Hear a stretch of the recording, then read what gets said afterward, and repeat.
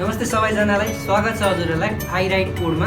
म चाहिँ Microsoft Learn Student ambassador बेटा भएको थिएँ केही 1.5 महिना अगाडि र फाइनली मेरो चाहिँ आज स्वैग किट आएको छ युएसएबाट। यहाँ चाहिँ अब officially Microsoft Learn Student ambassador के छ।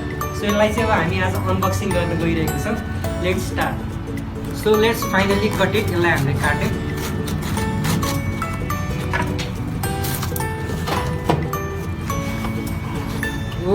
र यहाँ चाहिँ फाइनली सर्टिफिकेट रहेको छ माइक्रोसफ्ट लर्न स्टुडेन्ट एम्बेसडर बेटाको फ्रम माइक्रोसफ्ट।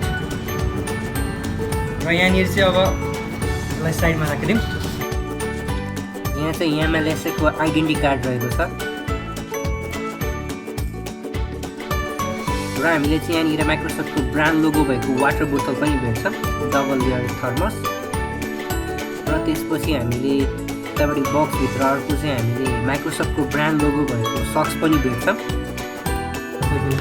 त्यसपछि चाहिँ अब यहाँनिर यो किचेन पनि रहेको छ र यो चाहिँ अब हामीले बाँड्न मिल्ने खालको ब्यान्ड जस्तो छ।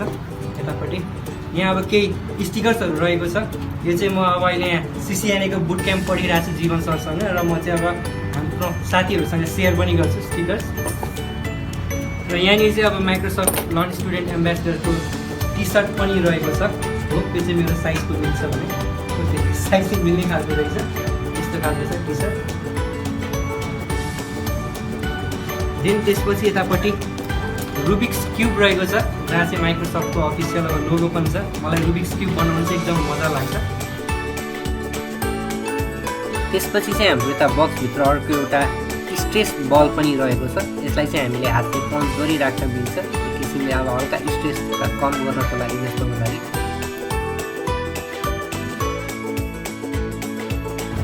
यो सामानहरूलाई चाहिँ सबैलाई म स्टेप बाई स्टेप यसरी साइडमा राख्छु, साइड बाई साइड। हेर्न सक्नुहुन्छ अब यो सानै डिब्बा भए पनि धेरै चिज आएको छ। यो भग सक्स यतापट्टि स्पेसली यो सर्टिफिकेट अब सजाएर राख्नको लागि एउटा लाइफको एउटा स्मल एचिभमेन्ट भन्न सकिन्छ। र त्यसपछि यो किचेन्सहरू र यति नै थियो हाम्रो यो बक्समा चाहिँ। सो यति नै थियो MLSA को स्वैग किट अनबक्सिङ गरेको भिडियो।